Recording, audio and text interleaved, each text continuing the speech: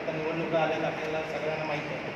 प्रत्येक पक्ष, प्रत्येक युती, आघाडी प्रत्येकाच्या पद्धतीने पक्ष आपापली भूमिका मांडत आहे.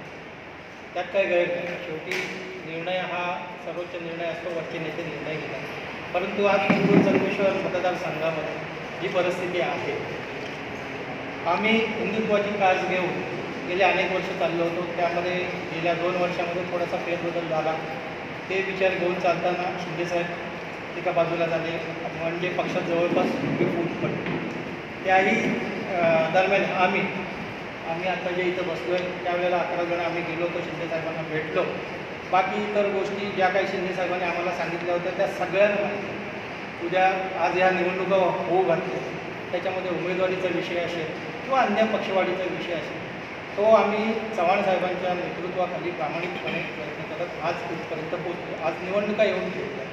तर गेले 8 दिवस पेपर मीडिया म्हणजे प्रिंट मीडिया आणि इलेक्ट्रॉनिक मीडियामध्ये काही बातम्या येतात.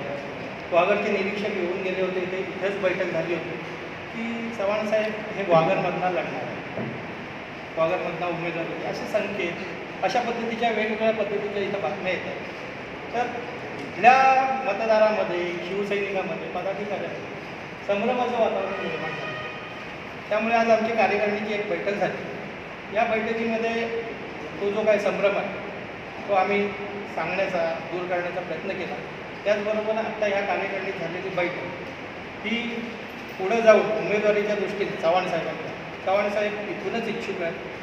जो ग्वागरचा विषय येतो आहे तो तुर्तास तरी आमच्या दृष्टीने चुकीचा विषय, कारण इथला शिवसैनिक, इथला पदाधिकारी जो आज या मतदारसंघात गेले 15-20 वर्ष काम करतो, त्यांना वाऱ्यावर सोडून किंवा त्यांना बाजूला करून, तो भगवा बाजूला करून दुसऱ्या मतदारसंघात जाण्याचं मला तरी वाटत नाही चव्हाणसाहेबांचा मानस असेल.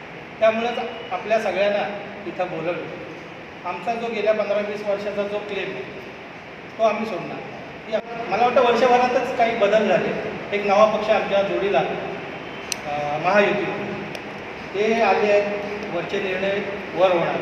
परंतु आमचा जो दावा आहे या मतदारसंघाचा तो आम्ही सोडणार नाही.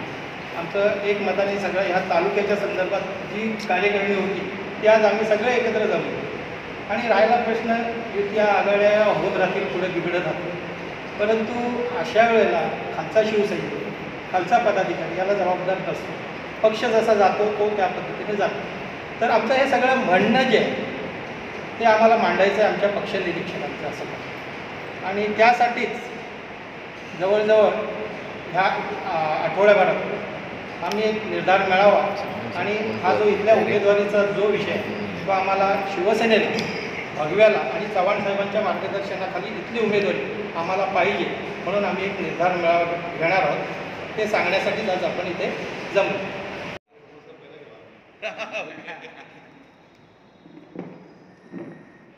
आमचे सर्व कार्यकर्ते एकत्र आम्ही जमा झालेलो होतो आणि गेले 15 दिवसाचा जो संभ्रमावस्थेचा जो विषय आहे तो एकमुखानं आम्ही सर्व कार्यकर्त्यांनी अनेक कार्यकर्त्यांनी त्या ठिकाणी आपल्या भावना व्यक्त केलेल्या आहेत.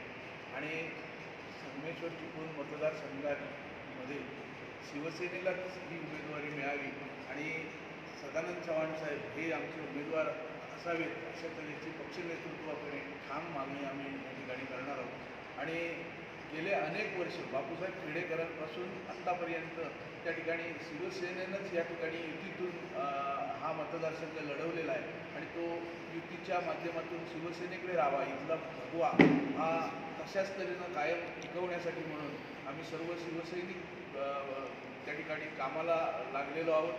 अनेक वर्ष आम्ही शिवसेनेच्या माध्यमातून या ठिकाणी प्रामाणिकपणे काम करतो आहे आणि इथला मतदारसुद्धा सदानंद चव्हाण साहेबांच्या पाठीशी या ठिकाणी आहे.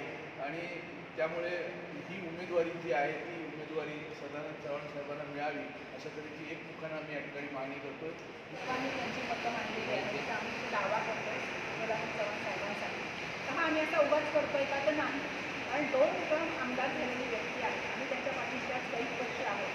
तर आम्हाला इथे आणि शिवसेना आधी कोणी वाढवली, साहेबांनी वाढवली. ते मोठं कोणी केलं, शिवसेनेला साहेबांनी केलं आणि या सगळ्या कार्यकर्त्यांनी त्यांच्यासोबत घेऊन तर त्यांनी केलं. तर आमची इच्छा असणारच ना की साहेबांना इथनं उमेदवारी मिळावी म्हणून. ही आमची चुकीची इच्छा नाही आहे आणि वरपर्यंत आम्ही मिळणार आणि आमच्या या मतदारसंघावर आमचा जिल्हाध्यक्ष असल्यामुळे मी पूर्ण तालुक्यात 3-4 वेळा फिरलेली आहे. तिथे मी बघितलं तर अगदी जे वोटर आहेत त्यांची सुद्धा हीच अपेक्षा आहे की साहेबांनी पुढे यावं आणि साहेबांना निवडून आणू आणि आम्ही सगळे मिळून साहेबांना निवडून आणण्याची